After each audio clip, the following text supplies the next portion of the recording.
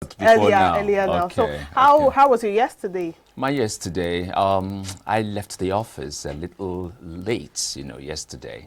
Got home, really tired, but at the end of the day, I had a nice sleep. And this morning, I'm feeling real Yeah, good. you feel real good. Well, on the show today, we promise you, as usual, it's going to be a roller coaster of interesting lineup of events. And then Michael will tell us what next we have on the show. Yeah, we've got news updates, newspaper review, tweets, central. We have some interesting topics to discuss. As usual, sports update with Jidechi and lots more. You can't afford to miss a bit of any of the items we have for you on today's edition of the program. Let's go on a short break now. We'll come back shortly with news updates. Stay with us. All right, news update here. President Muhammadu Buhari on Monday urged Nigerian Muslims to exercise patience and tolerance and reject voices that seek to divide the nation. Buhari made the call in a message to mark the beginning of Ramadan, which was contained in a statement by his senior special assistant on media and publicity, Garba Shehu, titled President Buhari welcomes Ramadan and asks citizens to remember the poor and the internally displaced. He urged Muslims in the country to exercise patience and tolerance and reject voices that seek to divide the nation. All right, still in the spirit of Ramadan, the President of the Senate, Ahmed Musa, has also urged Muslims on Ramadan to remember Nigeria in their prayers as the country seeks to overcome the challenges it is facing. This was disclosed in a statement signed by his special advisor on media, Ola Awoniyi, titled Senate President Urges Peace, National Unity and Prayer for Nigeria during Ramadan. I urge us to remember our dear country in our prayers as we seek to overcome the challenges we are facing as a nation. This is in realization that Allah is the Almighty, kind and greater than all human problems. I enjoin us to stress the importance of peace, love, generosity, and unity in our teachings during this sacred period. The Nigerian Supreme Council for Islamic Affairs had yesterday announced that Ramadan will start the country on Tuesday, April the 13th, and makes it today. Now, the remains of 12 soldiers killed by bandits in Bonta village, Konshisha, local government area of Benue State, last week were on Monday buried at the military cemetery, Wurukun in Makurdi, Benue State. 11 soldiers and 1 officer, Captain Adeolu Adebayo, were killed while on peace mission to the troubled Bonta village in Benue State on Easter Monday. In a speech, the Benue State Governor Samuel Otom condoled with the President, Major General Muhammadu Buhari and the Chief of Army Staff over the death of the 12 military personnel. The governor promised to collaborate with the security agencies to ensure that perpetrators of the act were brought to book. And now, Democratic Republic of Congo's Prime Minister announced a new cabinet on Monday, completing a government overhaul by President Felix Tshisekedi that strengthens his hold and power. The new government is further blow to Tshisekedi's predecessor and former coalition partner, Joseph Kabila, who stepped down in January 2019 but maintained control of some ministries, the legislature, judiciary, and security services. Since announcing the end of their alliance in December, Tshisekedi has succeeded in placing Kabila's allies at the head of the parliament and senate, as well as the prime minister. All right, now that's a news update at this hour. We'll take a short break now. Up next is paper review, so stay with us.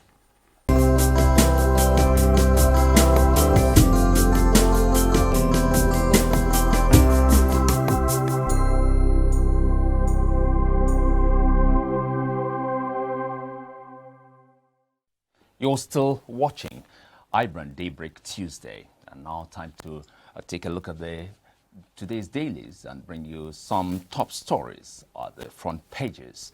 And right here in the building to help us analyze some of the topical issues we have on the papers is Segun Shopito. You're welcome, Segun. Thank you. Thanks for having me. Right, good morning. Good morning. Morning. All right, then. We're kicking off right away. And yeah, we're going to do it alternately. Yeah. And I'm going to start it with a Nigerian Tribune. We have Makinde Fayose in final showdown as 743 delegates elect 22 officers with riders there. 42 aspirants cleared. Autumn heads electoral committee. Oyo with 171 delegates. Oshun 130. Ekiti 115. 114 for Ondo. And Lagos 101. Also from the Nigerian Tribune, we have Mata Wale's attack on Southerners reckless, insensitive. This is coming from Gani Adams, Yoruba group. At the lowest part of the paper, we have IBB annulled June 12 presidential election due to bad belle. This is coming from the former President Obasanjo. Printing money to augment allocation poses threats to Nigeria's future from experts. Margaret? All right, now we move to the Punch newspaper. The top story here says sales overcrowded as Juson strike enters second week caught short, with riders saying Inspector General of Police orders men to avoid unnecessary arrest. And also prolonged strike could cause tension in correctional centers, says NCOS. Still rider says Ngigebe Judiciary Workers Union says 2015 agreement not implemented. Now page 2 and page 8 of the Punch has the full story. And also 12 soldiers killed by bandits in Benue buried. At the top corner says we should criminalize vote buying, voter inducement, coming from the former president of Nigeria, Goodluck Ebele Jonathan. Page 25 has the full story. And also Nigerian making progress on COVID-19 vaccine rapid testing kits, coming from the vice president of the country, Osibanjo. And also Lagos fears amputee water hawker safety takes over case. And Buhari's aid misfires as Twitter picks Ghana as Africa headquarters. Stakeholders demand piety, advocate peace as Ramadan begins today. And also beneath the paper says ICPC monitoring COVID-19 vaccine distribution to curb theft. Latsma, policemen knock out driver's teeth in brutal attack. Here are some of the stories on the Punch newspaper, Michael. Yeah, from the Nation, from the topmost portion of the front page of the Nation, we have slain army captain 10 soldiers buried.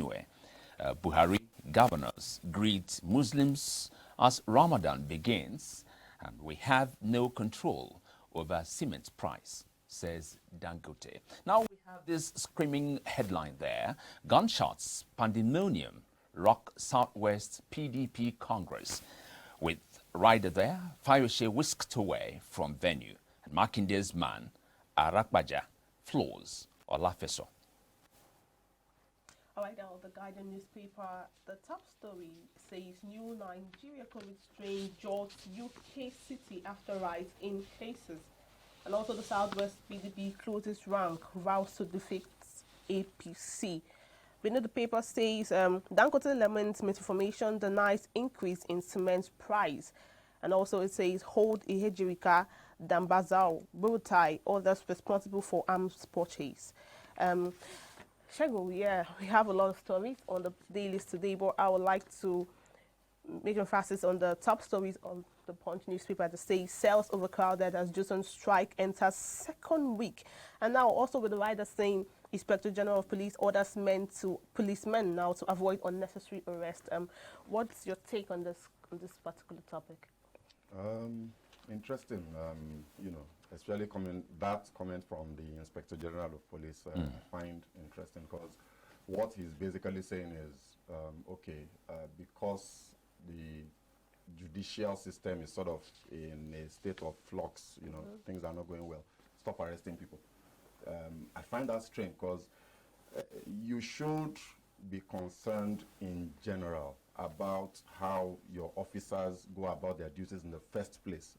Without what's happening within the judiciary, should they arrest frivolously in the first place? Shouldn't the first duty of the police be law enforcement? What happened to the police is your friend.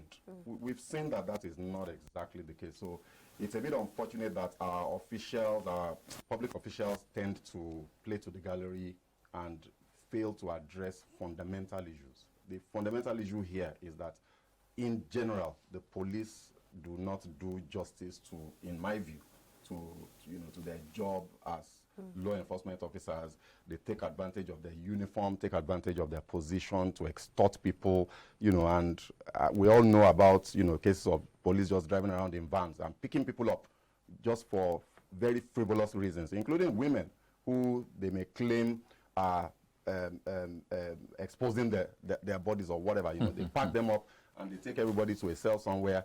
If you're able to produce the 50,000 or the 100,000 or whatever amount they slam on you as bail, then you go. If you can't, then you stay there.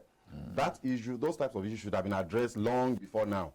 So for the Inspector General to then be, tying that to the strike by Juson is unfortunate. Well, okay. The next question now is the screaming headline we have on the Nation, and that's gunshots, pandemonium rock Southwest PDP Congress. Comment, please, Shegun. Our political actors, it's unfortunate, So the question that you have to keep asking is, why are we shooting guns because we're trying to elect officers of a political party? This is not elections into general office, into public office, as state, federal, local government. This is party positions, and they're already shooting each other. What will they do when the general elections come? One wonders. So I mean, it's very unfortunate that our politics have become a war, and the reasons are not far-fetched. The reward of winning office in Nigeria is outrageously high because you gain access to things that are not supposed to be yours. So it becomes, a brutal battle to the finish, and a winner takes all type of scenario. It's very unfortunate. Whether it's PDP, whether it's APC, it's all the same. So we do need a change within our general political system and our political party. We need a new brand of politicians who see public office as service rather than an opportunity to go and, get personal aggrandizement. Directly or indirectly, is there any way we can see this as a reflection of what to expect 2023? Absolutely. I mean, it's been, apart from the 2015 election, which in my personal opinion, and according to reports, sort of was better than 2011. 2019 was worse than 2015. And the expectation based on things like this is it can only get worse. Wow. Things are getting worse generally in the country. You get a lot of the information that is flying around is about 2023. Whether it's the insecurity, whether it's the corruption issues, the allegations. Recently, Pantami being accused of being Boko Haram and then it was denied. All of that is about 2023, and it just shows that the stakes are very high. Already, and we'll have to hope for the best. Thank you, Shegun, for sharing your thoughts on this paper review. All right. And now we'll have to go on a short break. When we come back, we delve into the topics for the day. Of course, Shegun's still so much in the studio with us, so stay with us.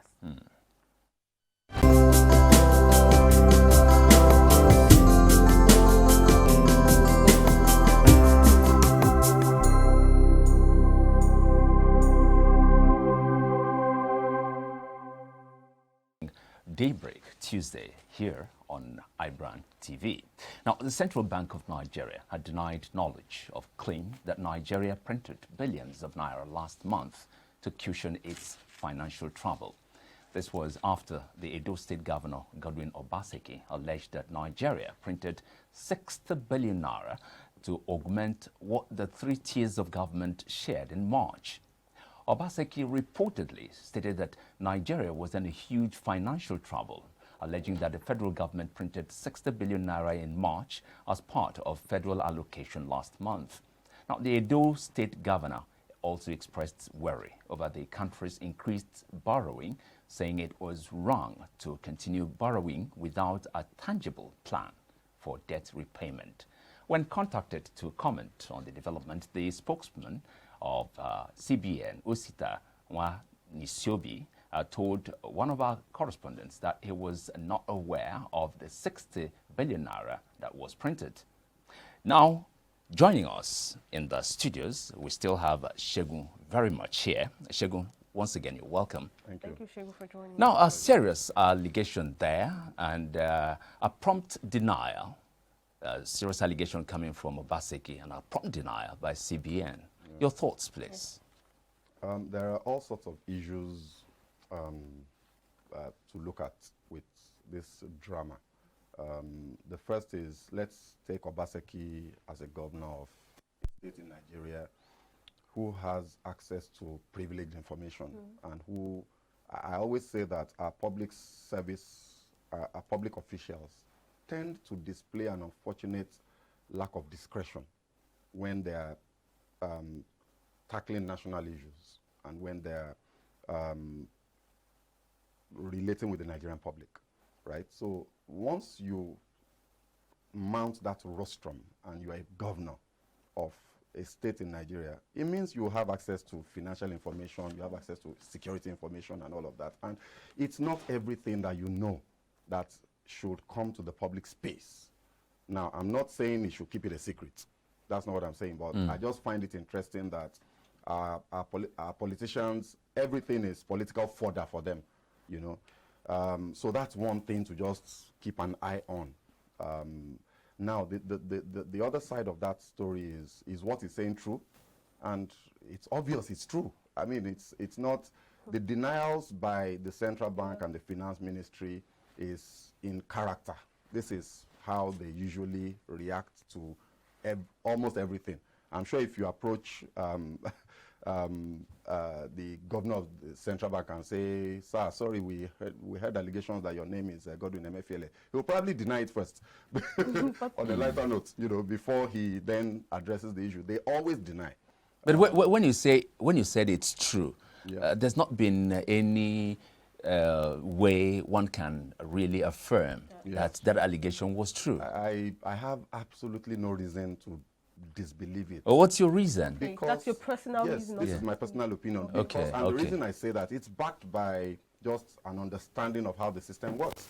60 billion naira is, within the context of our national economy, our national finance, is really not a lot of money. 60 billion naira.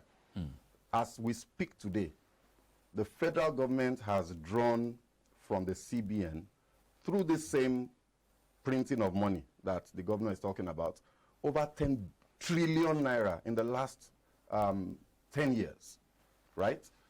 So when you juxtapose that with a 60 billion naira accusation, you find that there is a basis for that.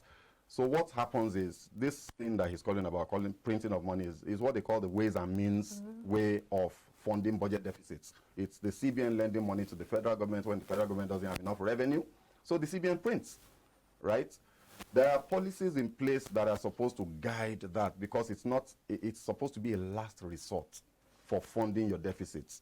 But what we have now, because of the decline in the revenue profile of the government due to the crash in oil prices, the federal government has had to resort to borrowing. So you first borrow from international lenders, multilateral agencies and all that, and then when that is no longer forthcoming, you turn to your CBN and they print money. About the issue of borrowing now, let's look at it from the past. Obaseki expressed concerns about borrowing without means of payback. What's your take on our borrowing culture?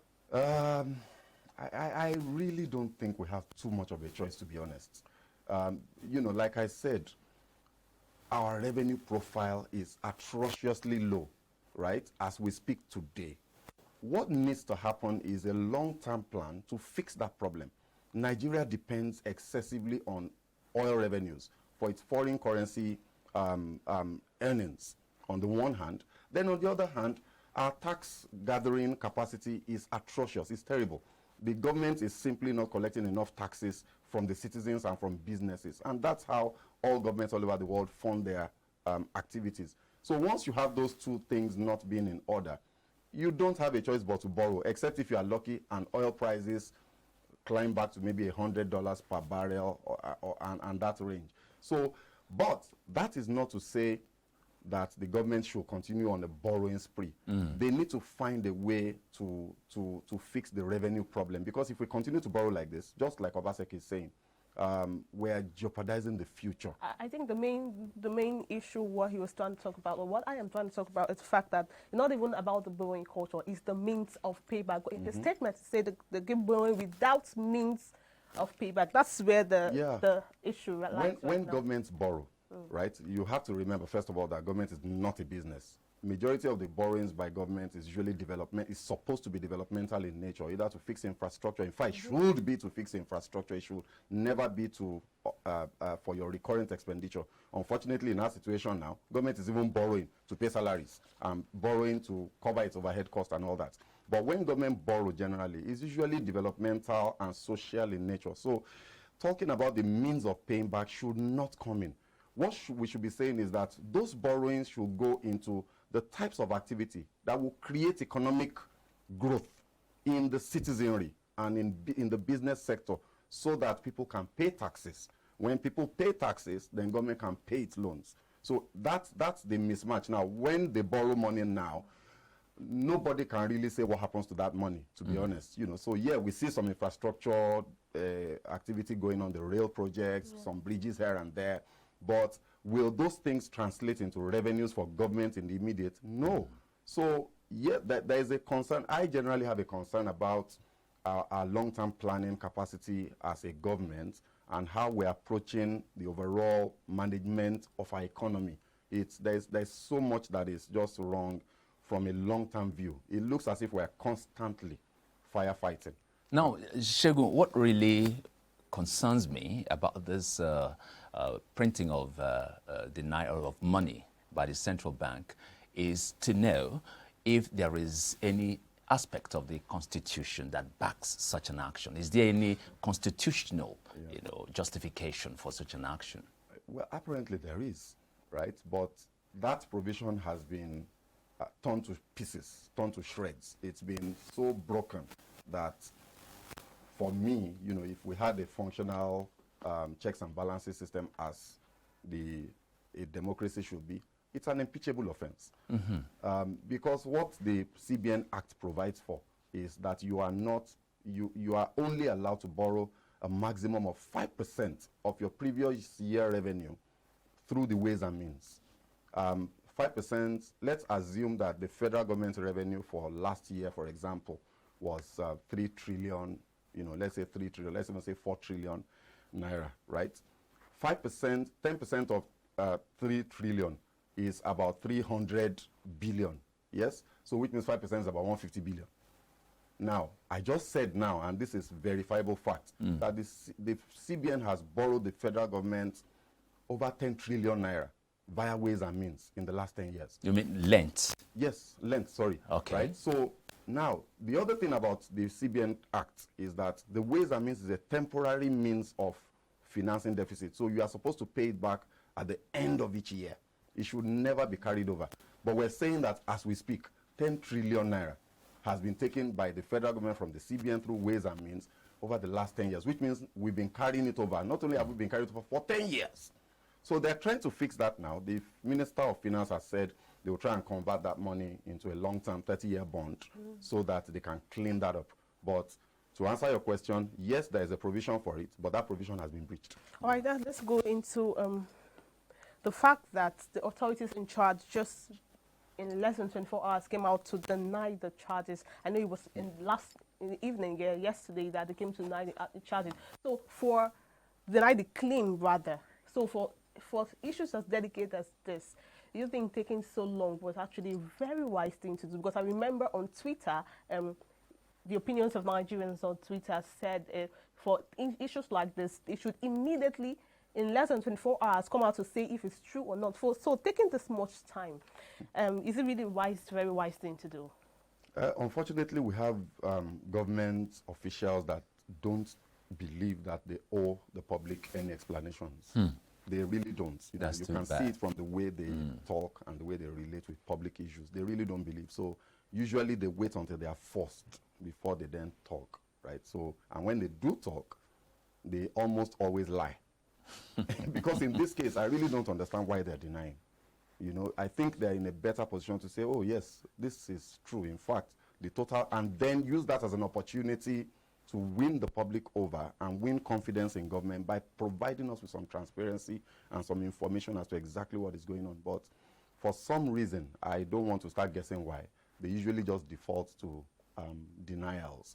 So to answer your question again, it's slow, but that's not unusual. But there's still no backing that is true anyway. We don't know. They've denied it, but I let them come and disprove it.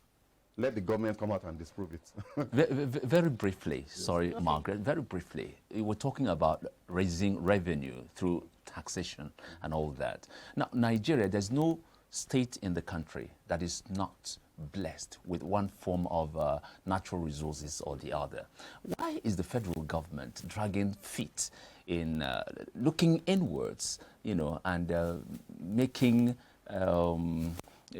use, ensuring that these, what is it now, the natural resources are maximized in order to get revenue too? Well, sadly, what you just spoke about speaks to the old hackneyed restructuring issue. Until we fix the balance of powers, what is allowed, what the federal government is allowed to do, what the state governments are allowed to do, we would always struggle with this. So the federal government is taking on much more than it can handle. How can we confer on the federal government rights to all natural resources across the federation? The federal government is just less than 500, maybe 1,000 people in Abuja and a few of them in the states. They can't know what is going on. They can't control what is going on. So you should cede those things to the states, let them exploit those resources, and then pay a small percentage like a royalty to the federal government. To the federal government. Yeah. And then they can then take care of their citizens and all that. But, you know, like I said, that's a restructuring conversation, and you know where we are on that. Thank you very much. Thank you very much, Ego, for sharing your thoughts on this. All right. And now we'll have to go on a short break. When we come back, we'll delve into sports updates with Judy. So stay with us.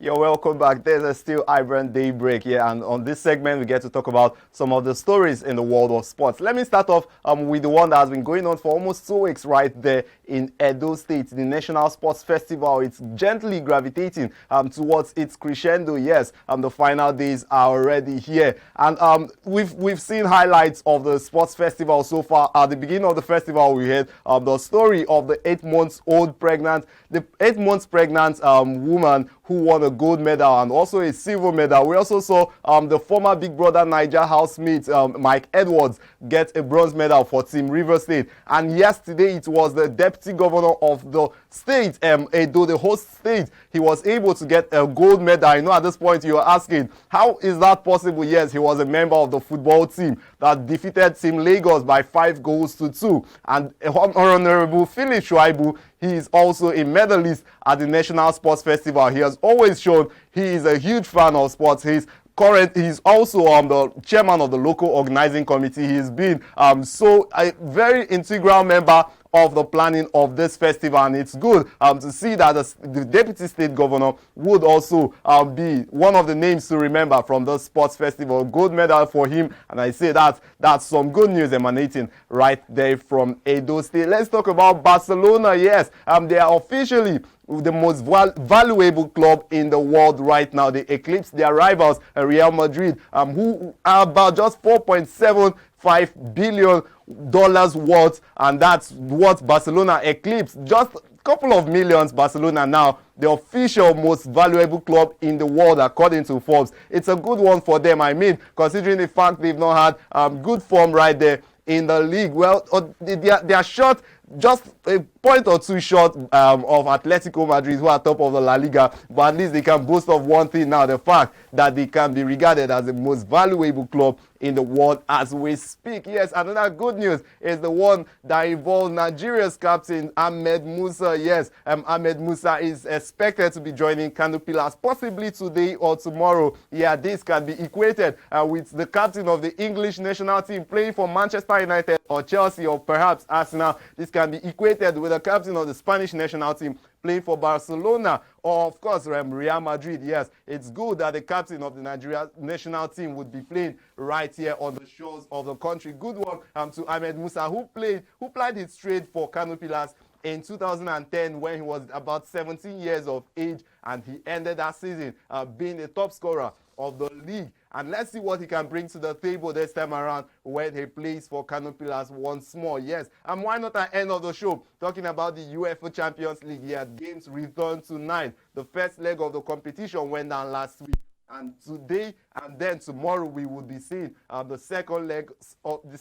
games of the competition. Chelsea, Real Madrid, Manchester City, and of course Paris Saint-Germain, they all hold the advantage heading into today and tomorrow's games. But let's see how it pans out when these teams take to the field of play later tonight and of course tomorrow. Back to you, Margaret. All right, thank you so much, Deji, for that. Mike Edwards of the former Big Brother Naija housemate. And Tim Rivers, recall at the beginning of this festival, I said I was supporting Tim Rivers, Tim Imo. I'm glad that Mike was able to pull that through for Tim Rivers. And also the sports festival, like the president.